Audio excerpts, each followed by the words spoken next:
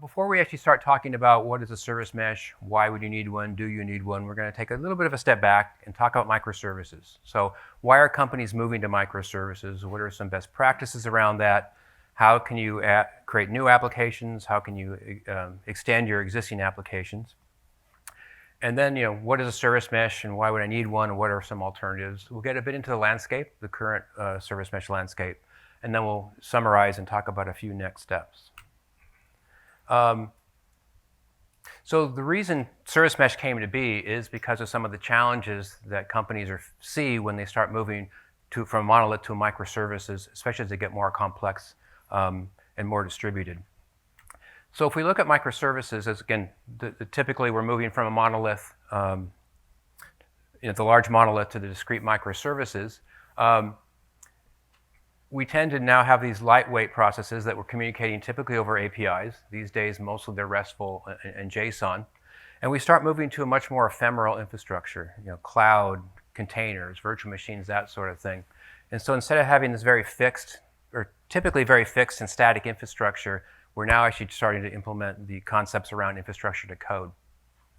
And one of the big changes is how we do releases. Typically in a monolith, you have a small number of infrequent scheduled releases, and that's because of the challenges in a monolith, especially the bigger it gets, in doing all the regression testing and building and making sure it's ready to go. So you tend to have, again, it can be yearly, I know somewhere 18 months, it could be 6 months, 3 months, whatever it is, but it tends to be fairly infrequent, and they're big. A whole lot of new features come in with each release. As we move to microservices and we start talking about continuous delivery, we've talked to customers who are doing a new version 10 times a day, and that's because they're tweaking one service at a time. So instead of having these big giant releases, you have these small releases, but they're continuously happening. And there's also organizational structures that change. Again, monolithic, especially enterprises, tend to have a lot of siloed teams. As you move to microservices, you get a lot more collaboration, when you talk about more DevOps culture kind of things. So we can look at, sort of example of monolith versus microservices. So here's a monolith of a taxi or ride-hailing application. So I've got typically one large chunk of code. Maybe I have a few components, but they're still fairly large pieces of code. As I move to microservices, this completely flips on its head, and now I have a lot of little pieces of code. Small components, again, typically connected to APIs or sometimes with message queues. So I've got each microservice runs in its own process, again, often containers, and each service delivers one chunk of functionality. And again, they have well-defined interfaces so they can communicate to each other. But most enterprises looking to move from monolith microservices are not going to make it in one step. So I'm going to take my big monolith and re-architect it. I'm going to wind up in microservices, at one time. That's too complex, it's too expensive, and it's too risky to re-architect your entire application in one go. So organizations, are going to evolve there rather than have a revolution. And one of the popular ways of doing that we're seeing is the Strangler pattern. And you start out by extending your application. And it allows you to start small, lowers the risk, lowers the expense, and you can actually start experimenting with different CI/CD tools and source control tools and start tweaking your organization to work with this, again, without having to do it all at one time. And we can kind of look at that in action. So, very simple picture here. I've got my existing big monolith, and I've got my clients coming in. That's very, very typical. And we can look at applying the Strangler pattern in phases. So the first thing we want to do is we want to add some functionality to this without having to rewrite the monolith. And this may involve new clients. Let's say it's an IoT use case. Let's say I have some order processing in the right here, but I want to now allow smart refrigerators to place orders. So a customer can say, I need some more yogurt to do Gus's down this morning, and it's going to send a message and it's going to order yogurt and deliver yogurt to you. We have the order processing here, but we don't have the interface available. And it could be, mobile apps. Most people know we're doing mobile apps now, but if you're still going to mobile app enable an application, that may be an example as well, without having to go and rewrite the monolith. We want to take advantage of what's there by extending it, not by having to rewrite it. So the first step we can do is we create a new layer here of microservices that provides an API on the new stuff. So I got the old stuff in the top, the new stuff in the bottom, but I get one API here. This can be very simple. If the monolith has some APIs, I may just be wrapping them. Or I may be translating them because maybe it's an old SOAP XML API and I want to make it look like a RESTful JSON API. Or maybe I have a part of my application that doesn't have an API at all, and I've actually got to write some pretty complex logic on the back end. Maybe it's screen scraping, who knows what, that makes it look pretty on one side, even though it's very ugly on the other. So I start here, and now I have a nice clean layer of APIs that makes everything to the right, again, look very clean, very standardized. Now I can do my business logic. So now I can write my new microservices that implement the new business logic. And it could begin checking customers' entitlement, placing orders, or whatever. But again, these are all now individual discrete business processes. Now I want to make them available to clients in the outside world. So I have another layer here, a presentation tier, because I may not want to have all those APIs visible, just some of them, or maybe I want to aggregate them, that kind of thing. So I have a new layer of here, and those are the ones that the outside world sees. So we have internal APIs on the right. I've got some business logic, and then I've got my final layer here on the left. Now I need some way to actually get the clients in there. And if I'm running Kubernetes, typically this will be an Ingress controller. I show NGINX Plus here, or NGINX here coming in. I wrap it all up with some internal networking.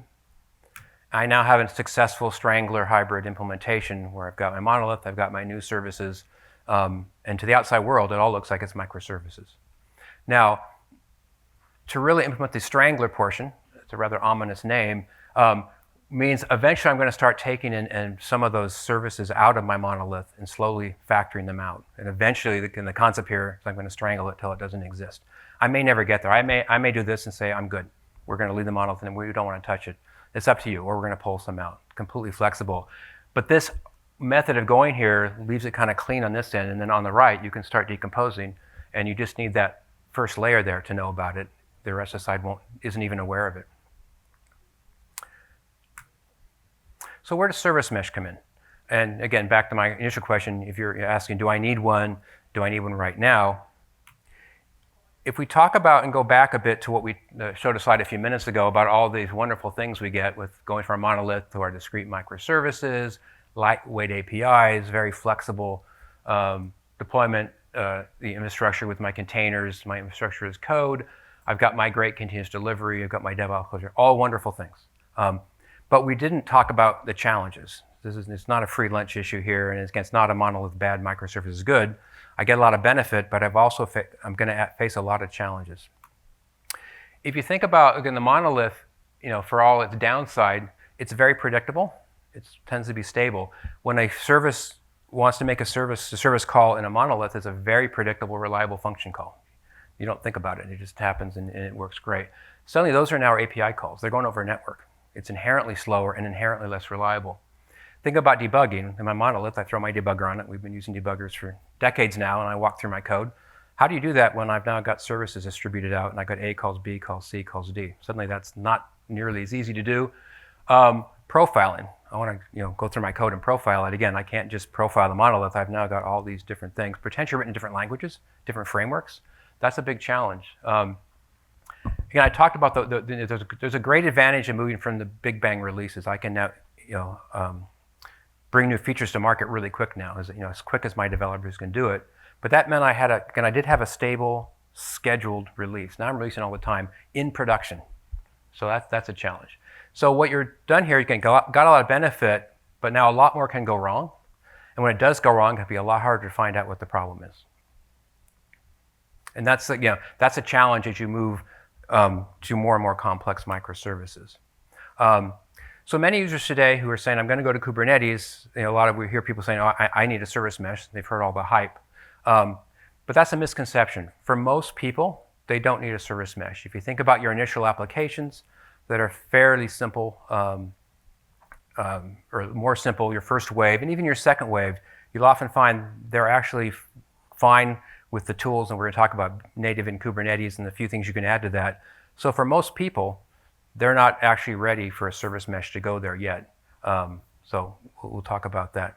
So what you have, and it comes back to what I talked about evolving your way from monolith to microservices. As you hit the microservices, there's another evolution, a journey that most people go through. Again, it's not only you don't go from monolith to microservices, you don't go from monolith to service mesh. You start somewhere simpler and you work your way along.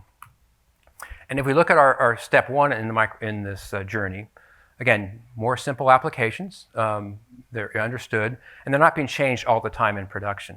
That actually works. What you have today is Kubernetes. This will solve, and this is where a lot of people start and finish. They don't actually need to go farther, because again, Kubernetes provides your DNS service-based discovery, so your system can find out what services are available, which ones are up and down. It allows you to scale your services quite easily.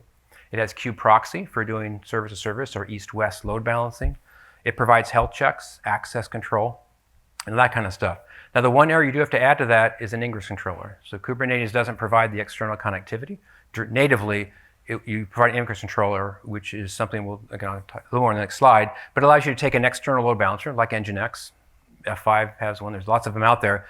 And through Kubernetes, you configure it, and it actually configures the back end for you. So that's the one thing you need to add to this. But when you do this, you actually have, again, a pretty good environment. And to a certain level of complexity, this actually works good. And you may get here and say, I'm done, or not. But a little more on the Ingress controller. Again, it provides the external connectivity. So those of you who haven't used one, you run one per node. And it's bridging the external network to the internal Kubernetes network. And we at NGINX have created an Ingress controller for this open source. We've created one for NGINX Plus.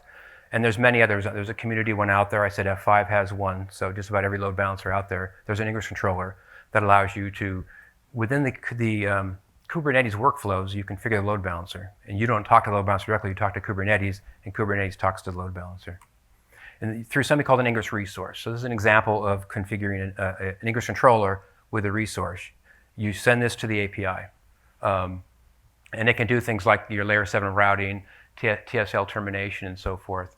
And so as a developer, you define your service, or you publish it as a service, and then you apply an Ingress resource to it, and now it's available to the outside world. Again, it's all within the Kubernetes workflow. I showed NGINX in my picture, but you don't touch NGINX. It's all through Kubernetes, and the Ingress controller's job is to translate that to NGINX config. But the Ingress API, the Ingress controller API is quite limited in functionality. You can't, within the API, native API, you cannot express a lot of the features available in NGINX open source, especially in NGINX Plus. So we've allowed, but the good thing about the API is they've allowed you to extend it. So we've extended the API, and there's multiple ways of doing that. So there's annotations, config maps, and custom CRDs all allow you to expand that and take advantage of more of the NGINX Plus features.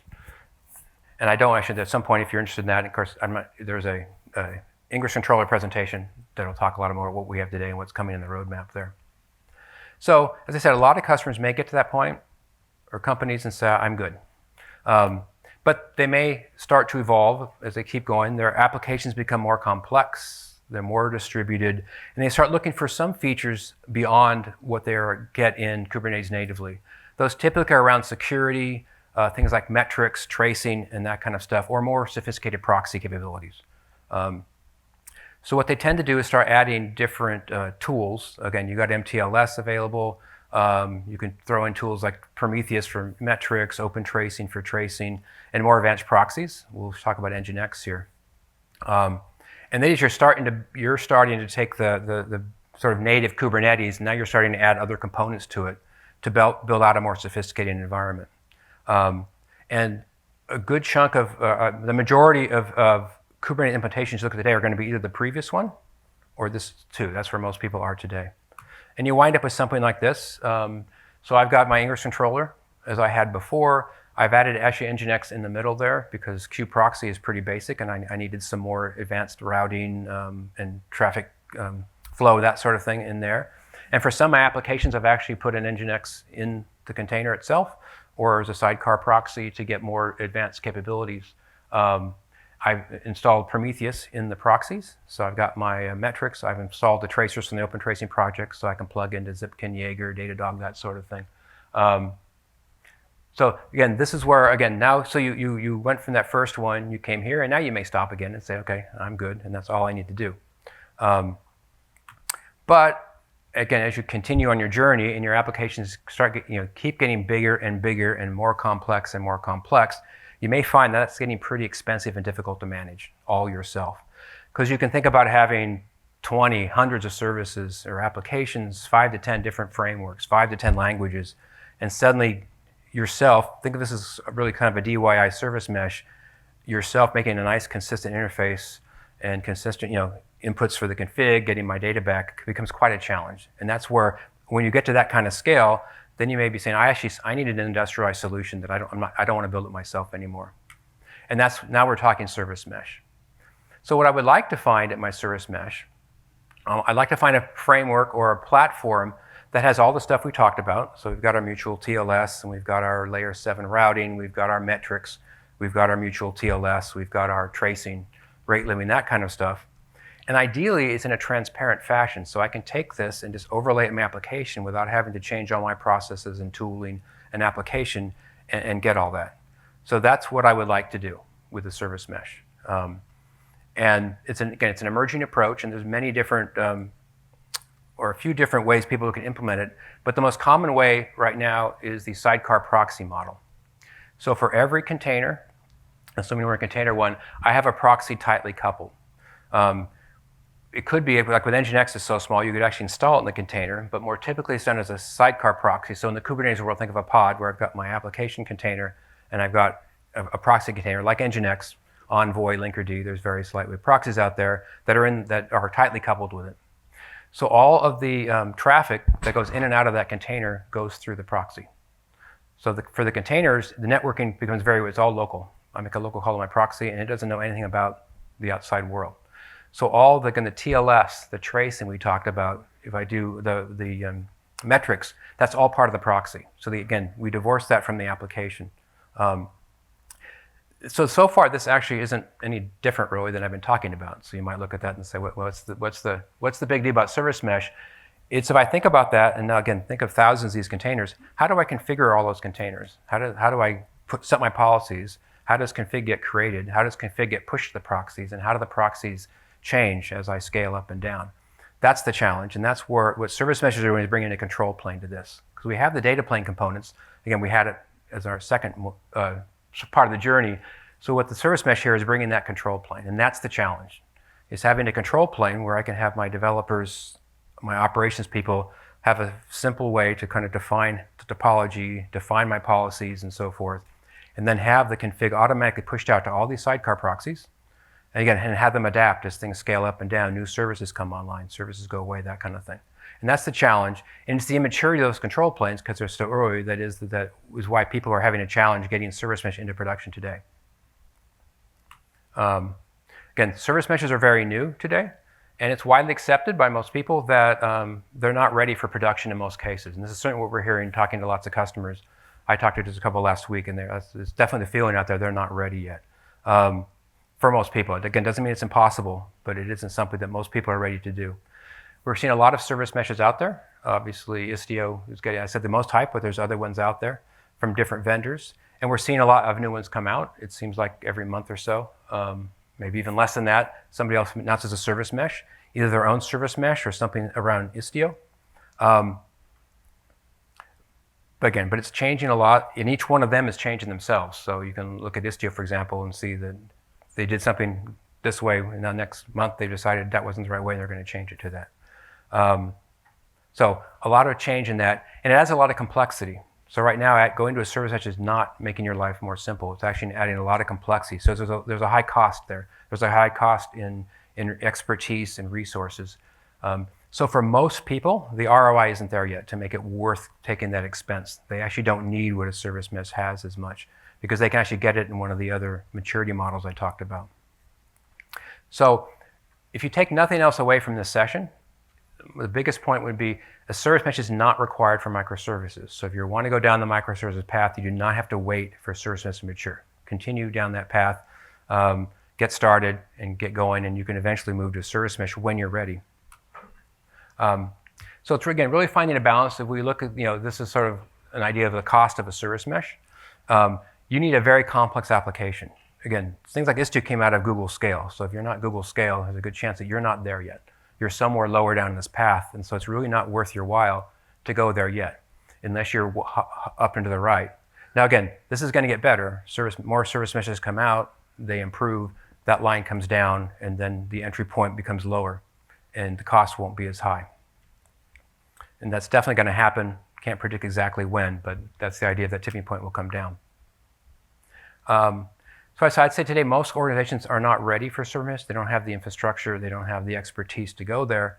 But again, it's going to change. So we can take a quick look at what's out there today.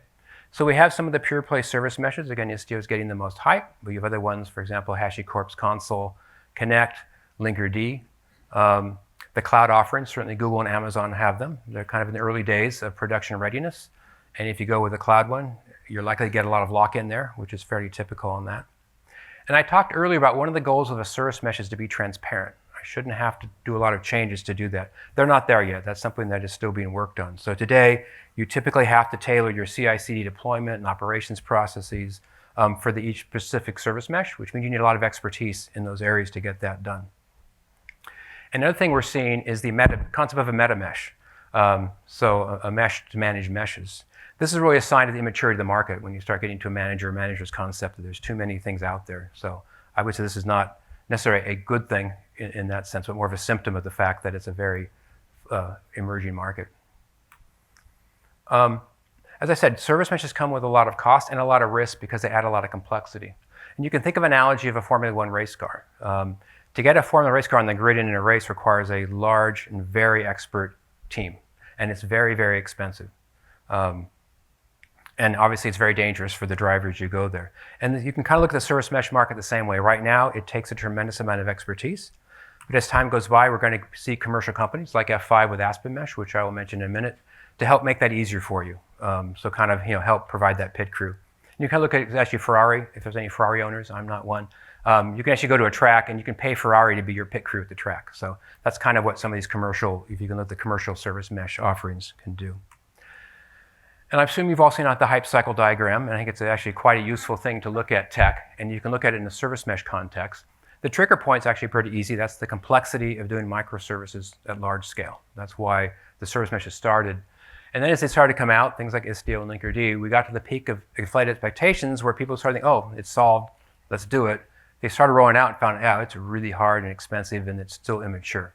That's really, I'd say maturity is a big thing. So they're not stable.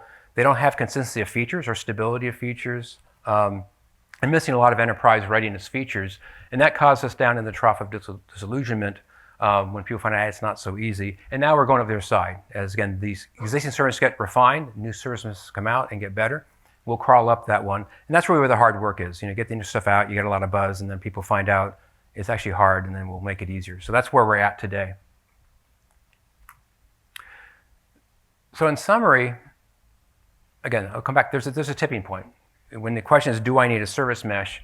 You want to be on the above that line, or keep watching the space as the line comes down, and it will come down to you. At that point, you can say, now I can take advantage of service mesh without all the risk and costs that I have today.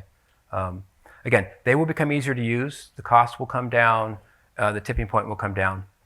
But again, right now it's very, very early, and stuff is changing. If you've been monitoring, they're all changing very, very rapidly. So it's hard to really stabilize on them right now.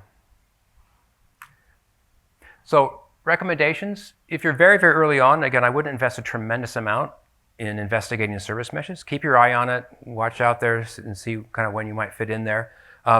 If you are investigating them, I caution you to go into production too early. Don't rush into production.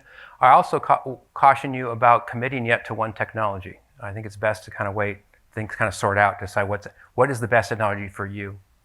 If you are investigating and doing POCs at this point, maybe you're going to roll out a service mesh in the next 6 to 12 months, then I recommend you look at some of the commercial Istio builds that can make it easier for you, but don't limit yourself to Istio. You can look at Console, you can look at Linkerd. They're not quite as feature-rich as Istio, but that makes them lighter weight and easier to deploy, so you might actually find them better. If you decide, no, you actually need to go into production now, it is possible. I know I've been saying a lot of stuff, but you probably don't want to, but if you do, you can do it. There's a few companies out there who have publicly said that they're running Istio in production. From last we heard, it's about a dozen or so. But just understand, it's going to be expensive, it's going to be hard and difficult. Back to our Formula One, again, it can be done. So at NGINX and F5, we have a couple of solutions I will mention. So Aspen Mesh, the Aspen project that F5 has been developing, gives you an easy to use distribution of Istio with additional features. So think of it as an enterprise service mesh with additional tool and additional enterprise features to make it both easier to deploy, easier to manage, easier to monitor. For example, it can help validate your configurations to make sure you're doing best practices. In Istio, you can get some really complex RBAC configurations. This can kind of help you, make sure that's working well, and make sure that the policies you want to enable are actually being enabled in the configuration. It enables tracing, additional security. There's a SaaS-based dashboard, so nice, low barrier of entry for you to get going with it, and it provides you more deep visibility into that tracing. It also has alerting, so you can get alerted if something goes wrong, and really important, it actually provides expert support. So think of an easier to deploy service mesh with support, upstream bug fixes to the build that Asset Mesh team maintains of Istio. So if you're looking now, you want to do a POC now and you're looking to production, this would be definitely good to check out. And there are other commercial ones out there as well. But they're all going, definitely adds value on top of just trying to go with raw Istio. Then in NGINX, if you're not ready to go service mesh, or maybe you have needs that aren't answered by a service mesh, NGINX has a suite of technology that's available today that can work in a distributed microservice environment, helping you route and manage traffic. As I mentioned, we have our Ingress controller, and today the NGINX Ingress controller or the community one are covering about 70% of Kubernetes use cases are using one of those. I said it's open source and plus, and you can take advantage of the advanced features of both of that. NGINX is a very capable router, so like some of the pictures I showed you earlier where you can stick NGINX in there and get all the extra functionality that you can't get out of the Kubernetes is there. We have other things that we've done like our microservice architecture that you can reference and kind of how you can deploy things in microservices. We have some new technology, NGINX Unit, which is our multi-language application server, very lightweight, can run in there as well. And then we also have our own service mesh initiative coming out. And if you want to hear more about that, if you just stay in the same room, Owen and Faisal sitting over there, we'll be doing a presentation on what the future holds for NGINX and NF5 in that service mesh area. So that's the end of my presentation. I'm happy to answer any questions.